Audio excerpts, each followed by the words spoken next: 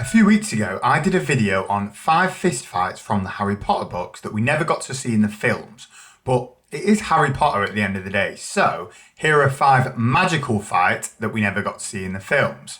Now, this is a shame that we never got to see some of these in the film, because some of them are absolutely brilliant. Right, let's do it. At the very end of the Goblet of Fire book, when Harry, Ron and Hermione are on the train home back to London, they are very rudely interrupted by Malfoy, Crabbe and Goyle. Harry, Ron and Hermione are literally just minding their own business in their compartment when Malfoy, Crabbe and Goyle come barging in. So rude. They should definitely have locks on these doors, don't you think? Anyway, so if you remember, at this point in the story, Voldemort has just returned from the dead, or returned from exile. So Malfoy, of course, being Malfoy, takes it upon himself to start taunting Harry about Voldemort being back, and tells Harry that he picked the losing side many years ago. He reminds Harry that he warned him when they first met not to hang around with riffraff, his words, not mine, like Ron and Hermione. Classic Malfoy. He's always so pleasant to be around, isn't he? But to be honest, what Malfoy says is kind of rubbish, because it's not like Harry picked a fight with Voldemort in the first place, did he? Harry was just chilling as a baby, minding his own business, and Voldemort, being a crazy murderer, decided that he would try and kill a literal baby. Psycho. Anyway, so I digress. Back to the point. Malfoy is telling Harry that he picked the wrong side, and now that Voldemort is back again, Harry is doomed. And then he starts making fun of the fact that Cedric Diggory died. It's a big mistake. At that moment, Harry, Ron, Hermione and Fred and George, who were listening at the door, all hex Malfoy, Crabbe and Goyle at the same second. Malfoy, Crabbe and Goyle end up unconscious on the floor in the compartment. Due to the combination of jinxes and hexes that were used by all 5 of them, Crabbe ends up with tentacles all over his face. Harry and the others roll the unconscious Malfoy, Crabbe and Goyle into the corridor of the train, and that was that. Right, let's think about this, because it is a bit nuts. Malfoy was being his usual self, being a bit of a dick, and probably deserved it. But to be fair, Crabbe and Goyle obviously did nothing besides standing behind Malfoy grunting as per usual. So did they really deserve to be attacked like this by 5 people at the same time? It kind of seems to me like that at least Crabbe and Goyle didn't deserve to have 5 people firing jinxes at them at the same time. It is a bit mental, but they are dicks, so who cares, to be honest. I do love this scene though, and it would be hilarious to see it in the HBO series. I mean, how could the writers possibly miss it out? It does get me thinking though. I'm pretty sure that there's never any teachers on this train apart from that one time that Lupin was on the train at the start of the Prisoner of Azkaban book and film. So essentially, this train is just like the Wild West. There's no teachers on it, and there's hundreds of students who can basically use magic as much as they want undetected. Chaos. There's probably, if you think about it, 2 adults on this train, the driver and the trolley lady. Now, the trolley lady is like 100 years old, and you would hope that the driver is usually busy, well, driving. So essentially, it's 8 hours, which I think is roughly how long this journey probably takes. 8 hours of students being able to do whatever they want. Hundreds of them. Madness. I think there should be a spin-off purely about the stuff that goes on these trains. There's literally nothing to stop these students attacking each other, clearly. Okay, now this one is quite similar to the last one in that they both happen on the train. Like I said, Wild West. This happens at the end of the Order of the Phoenix book though, after Sirius has tragically died and they are on the train back to London. So what happens is Malfoy is absolutely livid that Harry sort of led to his dad, Lucius, ending up in Azkaban because of what happened in the Ministry. So he seeks to get his revenge on Harry. And when Harry is on his way back from the toilet on the train, going back to his compartment, Malfoy, Crabbe and Goyle try and ambush him with a surprise attack. They've got absolutely no class, do they? Now, unfortunately for them, they happen to be right outside a compartment full of members from Dumbledore's army. which is the gang that Harry sets up in the Order of the Phoenix, for those that don't remember. So it doesn't really go very well for them. Malfoy, Crabbe and Goyle end up a little bit outnumbered. It's a bunch of Hufflepuffs and Ravenclaws in the compartment called Ernie Macmillan, Hannah Abbott, Susan Bones, Justin Finch-Fletchley, Anthony Goldstein and Terry Booth. If you've never read the books, you'll probably have absolutely no clue who these people are. And to be fair, even if you have read the books, you'll probably still have absolutely no clue who these people are. But basically, they're all part of Harry's DA gang, and Malfoy, Crabbe and Goyle get absolutely destroyed again. Just like at the end of the previous year, they end up looking like slugs, unable to move and lying in the middle of the corridor, oozing. God knows how long they lay there for. Harry definitely never bothered to go back and check. To be fair, he probably never spared them another thought. Imagine Malfoy's mum's face when the train arrived and rather than greeting her son, she is met with an unconscious green slug. Like I said though, there is literally no consequences for anything that ever happens on the Hogwarts Express, so they can do what they want. Anyway, who cares, they definitely deserved it this time, as they did start it.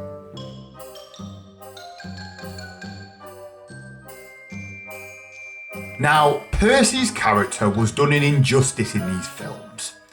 In the books, he has a full character arc that's basically, essentially, completely missed out from these films. This needs a video of its own right, to be fair, but basically, in summary, Percy starts off as a nerd, but a nice nerd, but then he turns on his family, becomes Fudge's pet, and then basically vanishes into the Ministry even after Voldemort takes over. Then, he finally wakes up from his delusional trance and comes back to the good side at the very end of Deathly Hallows book. He turns up at the Battle of Hogwarts and comes face to face with Pius Thickness, who is the Minister of Magic at the time of the battle and basically throughout the entirety of the Deathly Hallows book, apart from at the very beginning. Now, Pius Thickness did actually appear momentarily in the films, but he's basically an official in the Ministry who is placed under the Imperius Curse and therefore being controlled by Voldemort and the Death Eaters, but he rises to Minister of Magic throughout the Deathly Hallows story. So essentially Voldemort controls the Ministry of Magic through Pius Thickness. But yeah, so technically he is the Minister of Magic at this point of the Battle of Hogwarts, and therefore he is, in a way, Percy's boss. Now, when they come face to face at the battle, they duel and Percy beats him, finally shooting a jinx at him that hits him in the chest and causes him to collapse onto the floor. Now, Percy at this point, like a Hollywood film star, goes, "Hello, Minister, did I mention I'm resigning?" Now, Fred, who is fighting a Death Eater besides Percy, absolutely loves this. This is a huge moment, right? Because anyone that has read the books, or even the films to be fair, knows that Percy has got literally no sense of humour. Like none whatsoever. In fact, I doubt he has ever made a single joke in any of these books, not one. So him making a joke at this moment is huge. But also, like I said before, Percy has ditched his entire family for the previous 3 books. In fact, he probably hasn't said a word to anyone in his family since the Goblet of Fire book. So for him to come back to his family after years, at this moment at the battle, and for him to knock the Minister of Magic unconscious whilst cracking jokes at the same time is absolutely huge character development. I love this from Percy. But unfortunately, the laughs don't last very long, as about 10 seconds after this moment, Fred dies. Bit of an anticlimax. Never mind, let's move on. Right, this one is epic. It's at the very end of the story. It's in the final chapter of the final book. Again, during the Battle of Hogwarts, but right at the end of the battle, after Harry comes back to life, but before Harry has actually revealed himself. If you haven't read the books and you've only seen the films, this might be a bit confusing because they do completely change the sequence of events after Harry comes back to life in the films. But I'm talking about it from the book's perspective. So, the Death Eaters are losing at this point and loads of them are legging it.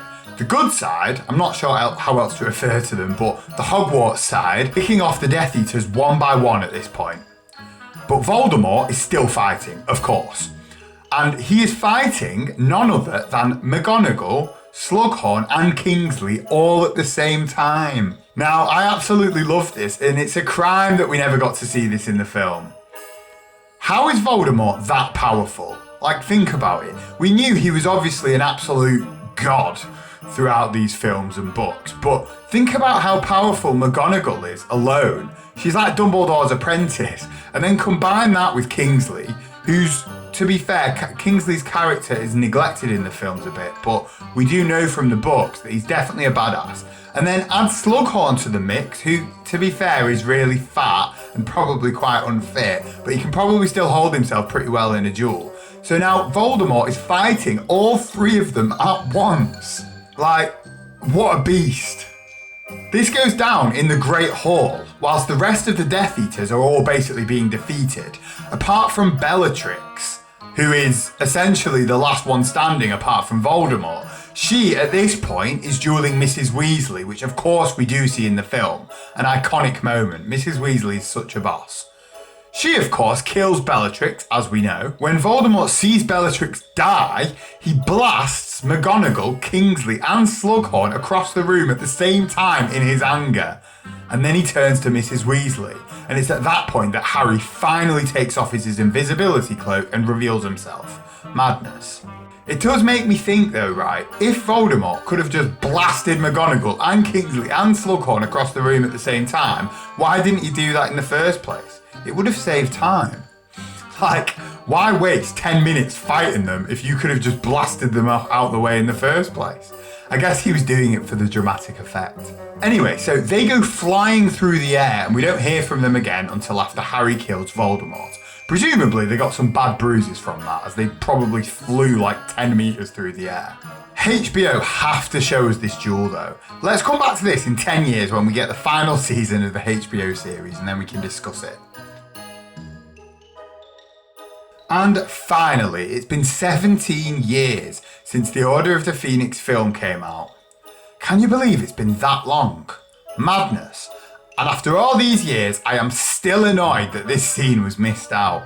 It goes down near the end of the Order of the Phoenix book after Dumbledore has done a runner and Umbridge becomes headmistress. It's OWL exam time, so presumably like May or June probably.